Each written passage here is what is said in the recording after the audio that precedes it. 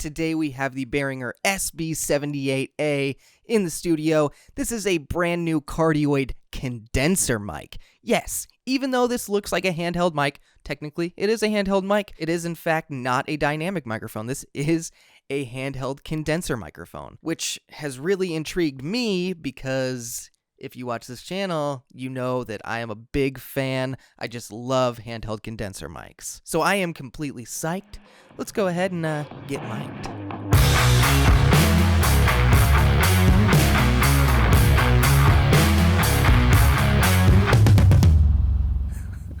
Oh, that was a bad one. Welcome all audio nerds to the Audio Hotline. And as I said before, this is the Behringer SB 78A. Today I am recording this episode with my Zoom H6 with the gain set at about 48%. The SB 78A comes in at $45, so it's a little bit more pricey than those other new Behringer microphones that have been coming out, around the $25 mark. I will say I was slightly surprised to see it was priced at $45. Not that I think that's too much for a handheld condenser microphone or anything. I just kind of expected maybe $35, but $45, that's fine. Fine by me, Behringer. You do what you need to do. Now, one interesting thing that I've noticed with these new Behringer microphones, and some of the older ones, is the name. A lot of people say that Behringer is essentially the budget, the rip-off version of the Shure microphones, which is fair, but let's take this name for instance, the SB78A. Do you know one of Shure's very popular handheld condenser microphones' name is? It's the Beta 87A. Instead of it being the 87A, let's switch those numbers. Let's have it be the 78A. Clever. No hate or anything, it's just kind of funny, Oh, you're dying for another example? Okay, fine. You talked me into it. The BA85A.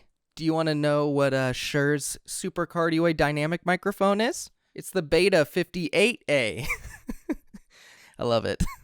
All right, now let's go ahead and talk about what comes with the SB78A. This mic comes with the fabulous, absolutely fantastic Behringer hard storage carrying case. And much like the other Behringer mics, this comes with some documentation, a microphone clip that is the exact same as the other Behringer microphones, and it does come with a stand adapter. The last thing in this package is, of course, the microphone, the SB78A XLR handheld condenser microphone that features a single high-pass filter switch. Now, the build quality of this microphone is quite nice. However, I will say it is a little lighter than the XM8500 or the BA85A, and it doesn't feel quite as substantial, not as sturdy as those microphones, but it is very close. So overall, it's a great build quality, no worries there. I do like that this microphone has a high-pass filter on it, although it is one of those indented ones, which I am a little torn on because it's nice that you can't accidentally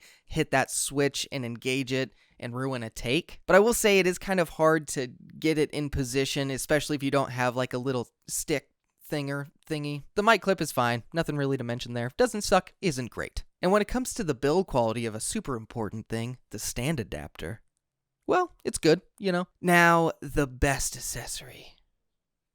The hard case. I seriously talk these cases up so much, but I cannot state enough how awesome it is that this microphone at $45 comes with a hard storage protective carrying case. Even the cheaper Behringer mics come with these, and it is such an awesome thing that they come with it. It's such a big selling point. Now that we've gone through some of the basics, let's go ahead and nerd out and talk about the specs. The Behringer SB78A is a condenser XLR microphone with a cardioid polar pattern. It has a frequency response of 50 Hz to 16 kHz, an impedance of 200 ohms, has a sensitivity of -48 decibels, and a max SPL of 136 decibels. It does require phantom power. Nothing too alarming when it comes to the specs. However, with the max SPL being 136 decibels, you won't be able to record any gunshots up close, but yeah. Oh well, probably be safer if you don't anyway. Now that we've gone through the basics, the build quality, and the specs, let's go ahead and get to testing this microphone. As I'm sure you've been able to tell, I have been using a windscreen. This is actually the windscreen that's meant for the Beta 87A by Shure. I'll go ahead and link that down below if you want to check it out. Throughout this testing, I will occasionally still use this windscreen, but I will also take it off so you can hear it with and without a windscreen. Let's go ahead and start with a proximity test. If you want to get really close to your microphone, close enough to catch herpes, here's how it's going to sound. Now, if you want to use a little protection so you don't catch the herpaderp, here's how it's going to sound with the windscreen on. Now let's do some plosives. It might get a little loud.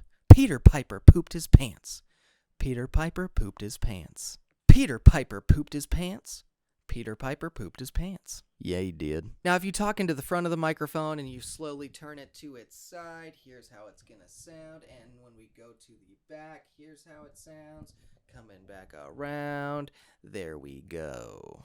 Now, if you're going to type on a keyboard really hard right behind the microphone, maybe you're podcasting, gaming, whatever you're doing, here is how it rejects the sound. Maybe you want to use this microphone on stage or in a situation where you're going to hand hold it. Here is how it could sound if you're just passing it back and forth in between your hands, putting it on the mic stand, taking it off the mic stand. Let's just say real quick, maybe you have a podcast. Maybe you have a YouTube channel.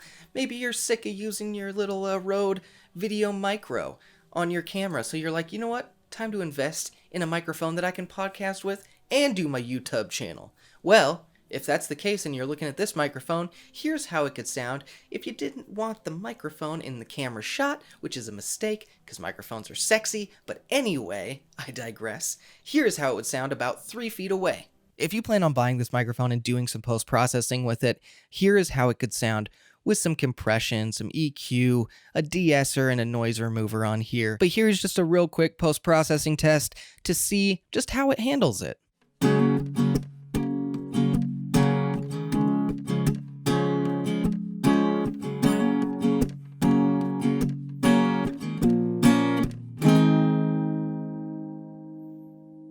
Now, just as a real quick example, I'm going to engage the high-pass filter. So here is just me talking directly into the microphone without the high-pass filter engaged. And this is with the high-pass filter engaged, and here is how it sounds. There wasn't a spec that told me how many decibels per octave this dropped when you engaged the high-pass filter, but I will say that it dropped about 20 decibels between 150 hertz and 20 hertz. So it takes a decent amount of bass away, which is always a nice feature if you're in a really bassy situation.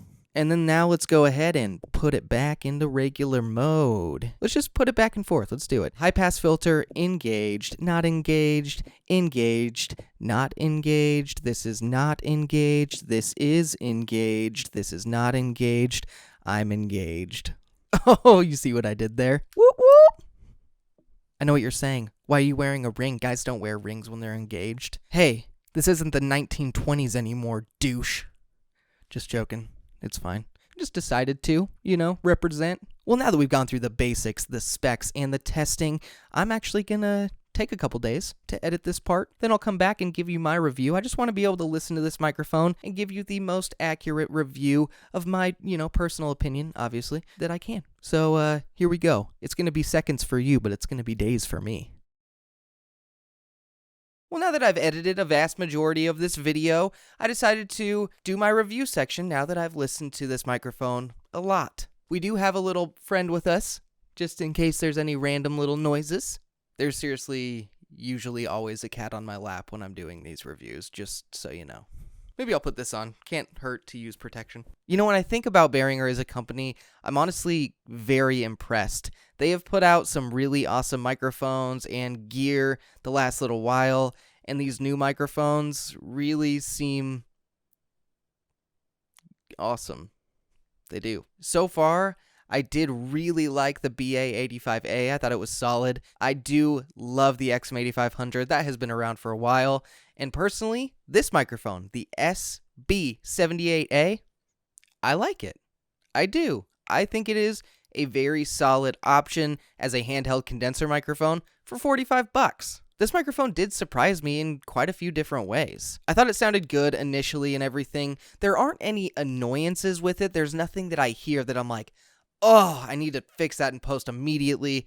Nothing like that. There are some minor changes that definitely add a lot, like some very small EQ changes really help this microphone out. But just as it stands right now, yes, there are some accented frequencies, but I do think it sounds really good for spoken word. And honestly, I was surprised at how much I actually liked this on the acoustic guitar. I thought the plosives were good with this microphone. I thought they were acceptable. But that's another nice thing. If you want to get really close and you have a much bassier voice than me, you could use that high pass filter and cut a lot of that bass out. The more and more that I held this microphone and kind of messed around with it, the more I was kind of like, yeah, the build is good, but I do wish it was just slightly better. Don't get me wrong, I think Behringer has just set my standards so high with those dynamic microphones that this one just feels a little cheaper, maybe, and just a little lighter. Still really good, though. I mean, I honestly am just being nitpicky. The accessories that come with this are absolutely a win.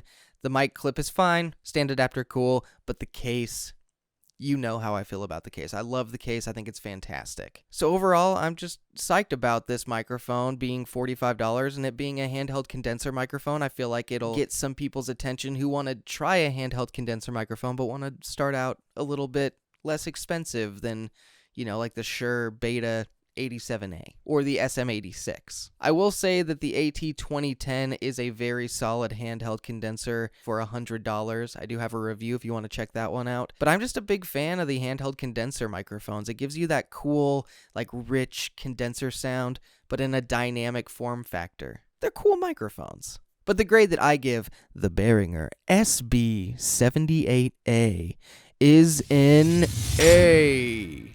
I think that Behringer is just killing it right now. They're doing such a good job, and their products are just so inexpensive.